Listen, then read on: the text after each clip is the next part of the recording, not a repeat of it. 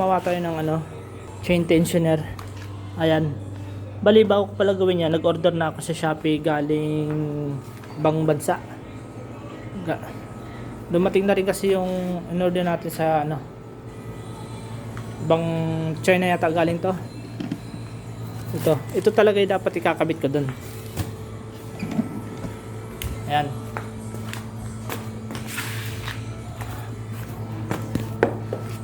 Ito talaga dapat yung ipapalit ko dun. Ayan, medyo 600 to eh.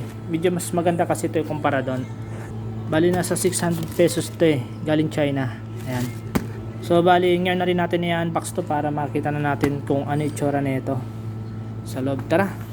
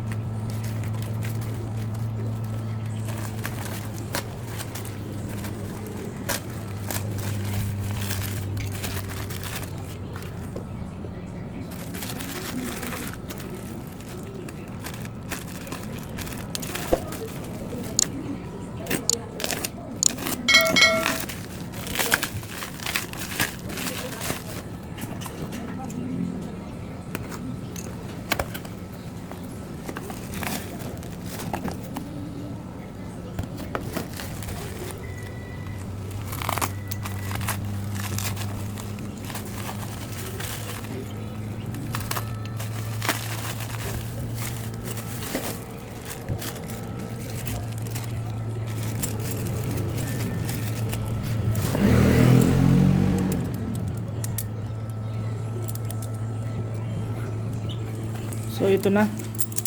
Sakto din naman. Ito yung in-order ko talaga sa sa Shopee. Yung ganitong forma, yung bilog. Kasi para dito yan eh. Bilog kasi to.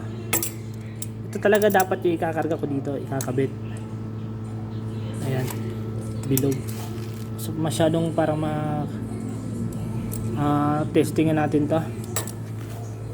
Ayan.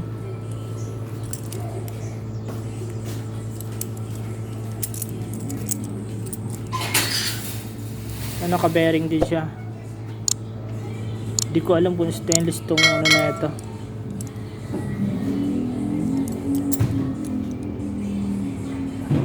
May lockwasher din sa loob. So ibig sabihin higpitan pa to. Ito siya. Sana hindi kinakalawang to. Maganda rin yung play niya eh. Gusto natin.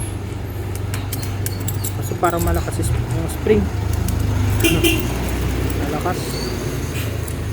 Ayun. Parang malakas ng spring niya.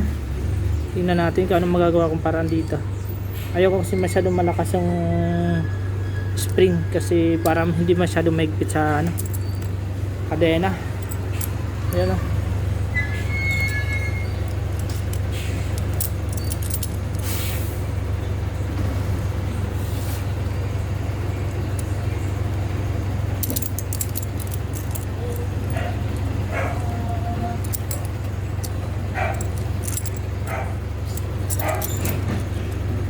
Okay.